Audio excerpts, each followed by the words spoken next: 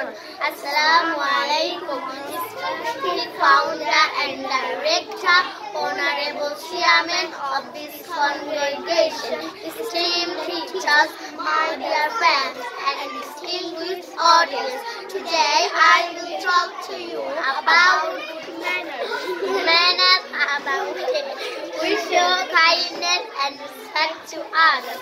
Islam teaches us to always be polite, helpful, and gentle. The Prophet Muhammad, peace be upon him, said, "The best of you are those with the best manners." This means that being kind and treating others well makes us better people. Simple things like saying please and thank you, smiling and listening to others are all part of good manners.